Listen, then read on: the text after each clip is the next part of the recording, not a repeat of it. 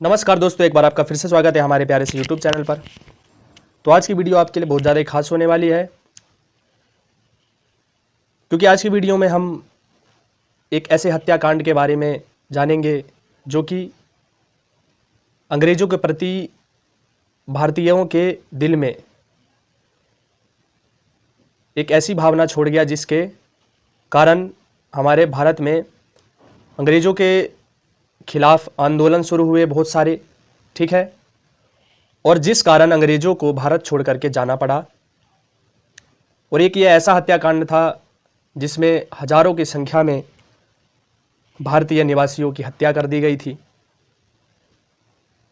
जिस कारण भारतीयों का अंग्रेज़ों के प्रति और रवैया साफ हो गया था और जिस कारण हमें आज़ादी मिली। ठीक है, तो आज का टॉपिक हमारा जलियांवाला बाग हत्याकांड से रिलेटेड रहने वाला है बच्चों। और हम इसमें यह देखेंगे कि हत्याकांड जो ये हुआ जलियांवाला बाग में, ये क्यों हुआ और इसके क्या परिणाम रहे, ये भी हम इस वीडियो में देखने वाले हैं। ठीक है, तो चलिए बिना किसी देरी के वीडियो को शुरू करते हैं। अगर आप हमारे चैनल पर पहली बार आए तो चैनल को सब्सक्राइब करें और वीडियो को लाइक करें और ज़्यादा से ज़्यादा शेयर करें, जिससे हम आपके लिए इसी प्रकार से वीडियो लाते रहें और आप उन वीडियो को देखते रहें। तो चलिए शुरू करते हैं। ठीक है, सबसे पहले हम ये जानेंगे कि जलियांवाला बाग जो कांड हुआ था वो कब हुआ और कहाँ पर हुआ था। तो जलियांवाला बाग कांड जो है भारत के स्वतंत्रता संग्राम के इतिहास का एक अत्यंत दुखद और क्रूर अध्याय है। यह घटना 13 अप्रैल 1919 को अमृतसर यानी पंजाब के जलियांवाला बाग में घटित हुआ। तो पंजाब में हम जानते हैं अमृतसर है, और अमृतसर का एक जगह है जलियांवाला बाग, वहीं पर यह हत्याकांड किया गया। ठीक है, अब हम जानते हैं कि ये क्यों हुआ।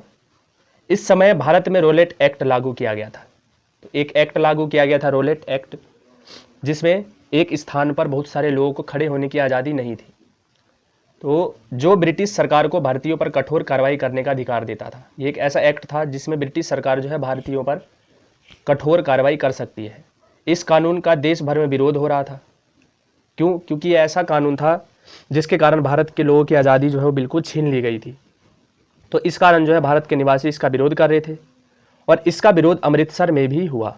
ठीक है, अब हम देखते हैं घटना का विवरण। 13 अप्रैल 1919 का बैसाखी के अवसर पर हजारों लोग जलियांवाला बाग में एक शांतिपूर्ण सभा के लिए इकट्ठा हुए। तो हम जानते हैं कि पंजाब में एक त्यौहार मनाया जाता है जिसे बैसाखी के नाम से जाना जाता है।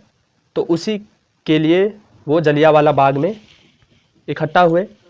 इस बाग के चारों ओर ऊंची दीवारें थी और केवल एक ही मुख्य द्वार था। तो इस बाग के चारों ओर ऊंची दीवार थी और केवल एक ही मुख्य द्वार था। तो वहीं से लोग अंदर हुए और अपने त्यौहार को मना रहे थे। तो ब्रिगेडियर जनरल रेजिनाल्ड डायर जो थे, जनरल डायर के नाम से जिन्हें हम जानते हैं, ने इस सभा को अवैध मानते हुए वहां अपनी सेना के साथ पहुंचकर मुख्य द्वार को बंद कर दिया। उन्होंने क्या करा कि एक ही द्वार था निकलने का, उस द्वार को ही उन्होंने बंद कर दिया। बिना किसी चेतावनी के उसने अपने सैनिकों को भीड़ पर गोली चलाने का आदेश दे दिया।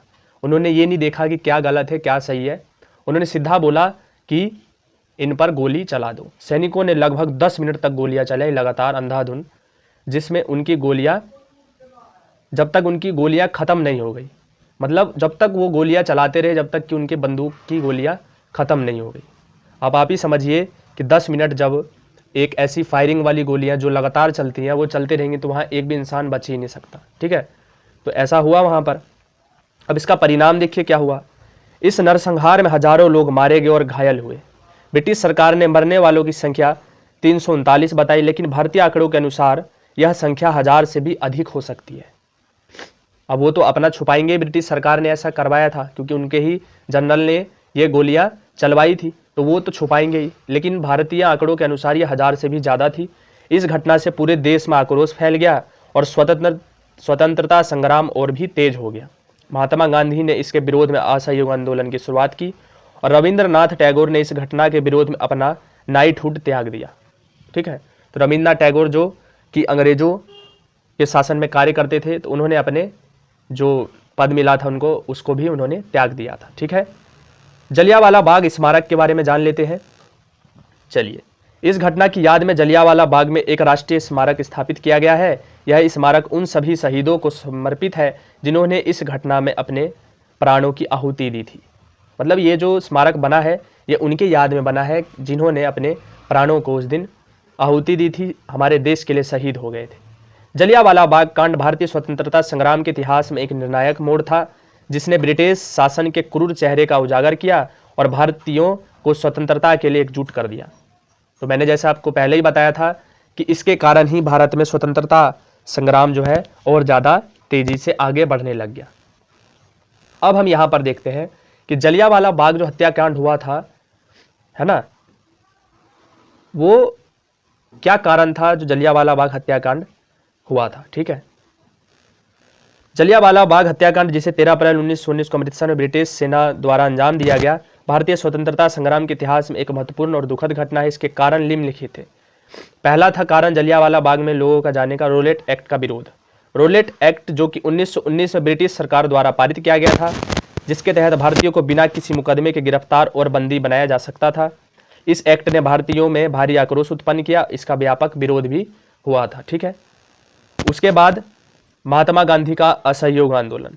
गांधी जी ने रोलेट एक्ट के विरोध में देशव्यापी आंदोलन की शुरुआत की, जिससे ब्रिटिश सरकार और अधिक कठोर हो गई और अमृतसर और अन्य स्थानों पर बड़े पैमाने पर प्रदर्शन हो रहे थे।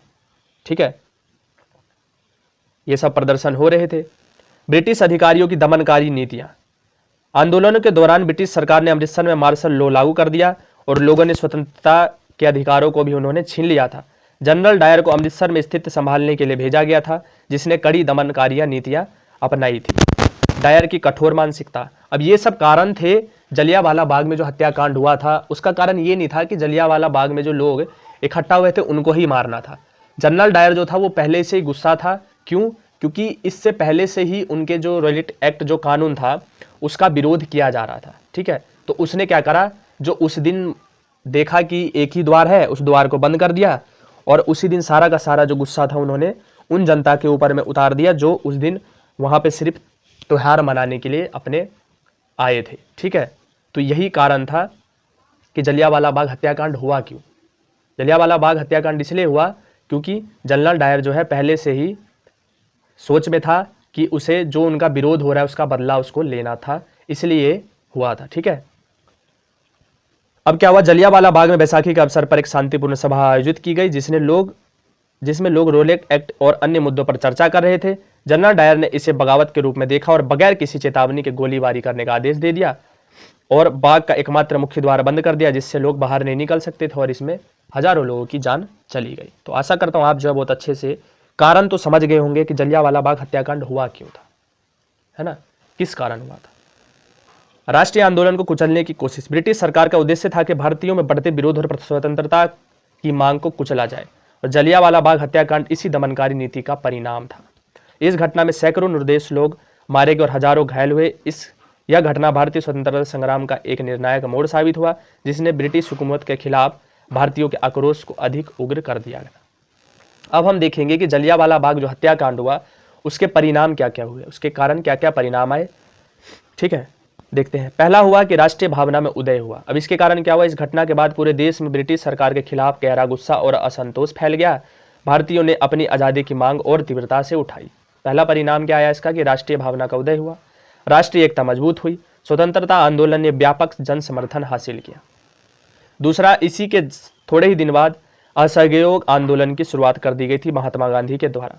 गांधी जी ने देखा कि अभी जो है जनता में ब्रिटिशों के प्रति जो है बहुत ज़्यादा ही विरोध है, तो अभी सही मौका है असहयोग आंदोलन करके इन ब्रिटेनियों को यहाँ से भगाने का। ठीक है, तो गांधी जी जो अब तक ब्रिटिश शासन के प्रति सहयोग की नीति पर चल रहे थे, इस घटना से आहत होकर असहयोग आंदोलन की शुरुआत की, जो कि 1920 में शुरू हुआ था। इस आंदोलन में लोगों ने ब्रिटिश संस्थाओं, वस्त्रों और नीतियों का बहिष्कार किया था। भारतीय राष्ट्रीय कांग्रेस का आक्रामक रुख। कांग्रेस ने नरमपंथी नीति छोड़कर ब्रिटिश शासन के खिलाफ आक्रामक रुख अपनाया। भारतीय नेताओं ने ब्रिटिश सरकार की क्रूरता की कड़ी आलोचना करी थी। चौथा यह हुआ कि ब्रिटिश शासन के प्रति अविश्वास पैदा हो गया, कि जो भी लोग विश्वास भी करते थे उनके भी मन में अब ब्रिटिश शासन के खिलाफ अविश्वास आ गया। इस हत्याकांड ने ब्रिटिश सरकार के प्रति भारतीयों का विश्वास पूरी तरह से समाप्त कर दिया। भारतीयों ने महसूस किया कि ब्रिटिश शासन केवल दमन और हिंसा के माध्यम से ही उन्हें नियंत्रित करना चाहती है। वो ये मानने लग गए कि हम जो है जो भी अपने लिए आवाज़ भी उठा रहे हैं तो वो भी ब्रिटिश शासन जो है हमारा जो भी आवाज़ हो सुनना नहीं चाहती है और हम पर जो हमेशा दमन और हिंसा की नीति जो है अपनाती है। ठीक है। डायर के प्रति वैश्विक प्रतिक्रिया। जनरल डायर जिसने इस नरसंहार को आदेश दिया था कि दुनिया भर में आलोचना हुई। हालांकि ब्रिटेन में कुछ गुटों ने उसे समर्थन भी दिया, जिससे भारतीयों में और अधिक रोष फैल गया। अब इसमें क्या हुआ था, हंटर कमीशन की स्थापना हुई। परिणाम में ये हुआ कि हंटर कमीशन की स्थापना हुई, जिसको ब्रिटिश सरकार द्वारा स्थापित किया गया था और इसका काम था कि इस जो ये घटना हुई है उसके बारे में ब्रिटिश सरकार को बताना। ठीक है। इस घटना की जांच के लिए ब्रिटिश सरकार ने हंटर कमीशन की स्थापना की। हालांकि इस आयोग ने जनरल डायर के खिलाफ कोई ठोस कार्रवाई नहीं की, जिससे भारतीयों और अधिक आक्रोशित हो गए। क्योंकि अब जिस कमीशन की स्थापना जांच के लिए की गई है, अगर वो उसी व्यक्ति के प्रति कार्रवाई ना करे जिसने ये पूरा किया है, तो इस कारण जो है हंटर कमीशन का भी विरोध हुआ और अधिक जो है आक्रोश ब्रिटिशियों के खिलाफ फैल गया था जनता के मन में। गदर पार्टी और क्रांतिकारी आंदोलन को प्रेरणा। इस घटना ने गदर पार्टी और अन्य क्रांतिकारी समूहों को प्रेरित किया, जिन्होंने ब्रिटिश शासन के खिलाफ सशस्त्र विद्रोह करने की योजना बनाई।